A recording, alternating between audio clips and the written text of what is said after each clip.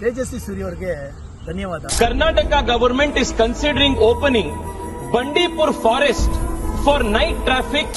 ಯಾಕೆಂದ್ರೆ ಸದನದಲ್ಲಿ ಹೈದರಾಬಾದ್ ಯೂನಿವರ್ಸಿಟಿ ಪಕ್ಕದಲ್ಲಿರುವ ಅರಣ್ಯ ಪ್ರದೇಶ ನಾಶ ಆದಾಗ ಧ್ವನಿ ಎತ್ತಿದ್ದೀರಾ. ಹಾಗೆ ಬಂಡೀಪುರದಲ್ಲಿ ರಾತ್ರಿ ಹೊತ್ತು ಟ್ರಾವೆಲಿಂಗ್ ಅದೇ ವೆಹಿಕಲ್ ನ ಕೂಡ ಬಿಡಬಾರ್ದು, ಅಲ್ಲಿ ಆಗುವ ಅರಣ್ಯ ನಾಶದ ಬಗ್ಗೆ ಕೂಡ ಧ್ವನಿ ಎತ್ತಿದ್ದೀರಾ. ನಿಮಗೆ ಧನ್ಯವಾದಗಳು ಸರ್. ತುಂಬಾ ಖುಷಿ ಆಯಿತು ನೀವು ಸದನದಲ್ಲಿ ಮಾತಾಡಿ. ಹಾಗೆ ಇಲ್ಲೇ ಬೆಂಗಳೂರು ವಿಶ್ವವಿದ್ಯಾಲಯದಲ್ಲಿ 600 ಎಕರೆ ಮೇಲಿದೆ ಸರ್, ಅನೇಕ ರೀತಿಯಲ್ಲಿ ನಾಶ ಮಾಡ್ತಾರೆ. ನಾವು ಅದು ಬೆಂಗಳೂರು ಯೂನಿವರ್ಸಿಟಿ ಈ ಜಾಗ ಸಂಪೂರ್ಣವಾಗಿ ಅವ್ರದೇ ಸ್ವಾಮಿ, ನಮ್ದು ಯಾವ ಜನಗಳದು ಅಲ್ಲ, ನಮ್ದು ಅಲ್ಲ, ನಮ್ಮ ಅಪ್ಪಂದು ಅಲ್ಲ.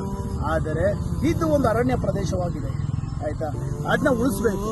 ಅನ್ನೆಸೆಸರಿ ಒಂದು ಜಾಗ ಕೊಡೋದು, ಸ್ಕೈಡೆಕ್ ಮಾಡಬೇಕಾದ ಪ್ಲಾನ್ ಅಲ್ಲಿದ್ದಾರೆ. ಕಮರ್ಷಿಯಲ್ ಆಗುತ್ತೆ. ಈಗಾಗಲೇ ನೀವು ನೋಡ್ಬೋದು, ಉಳ್ಳಾಲ್ ಆಗಿರ್ಬೋದು, ನಾಗರಬಾವಿ ಸಂಪೂರ್ಣವಾಗಿ ಸಂಜೆ ಹೊತ್ತು ಟ್ರಾಫಿಕ್ ಜಾಮ್ ಆಗುತ್ತೆ. ಸರಿಯಾಗಿ ಪ್ಲಾನಿಂಗ್ ಇಲ್ಲದೆ ಮಾಡ್ಬಿಟ್ರೆ ಈ ಏರಿಯಾದಲ್ಲೇ ಡಬಲ್ ರೋಡ್ಗಳು ಬರೋ ಸಾಧ್ಯತೆಗಳು ಜಾಸ್ತಿ ಇರುತ್ತೆ.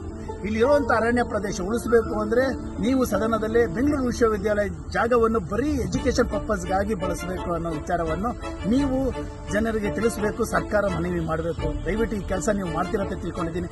ಆದಷ್ಟು ಈ ವಿಡಿಯೋನ ಶೇರ್ ಮಾಡಿ. ತೇಜಸ್ವಿ ಸೂರ್ಯ ಅವರು ಈ ವಿಡಿಯೋ ನೋಡಬೇಕು, ಹಾಗೆ ಇದ್ರ ಬಗ್ಗೆ ಧ್ವನಿ ಎತ್ತುವಂಥ ಕೆಲಸ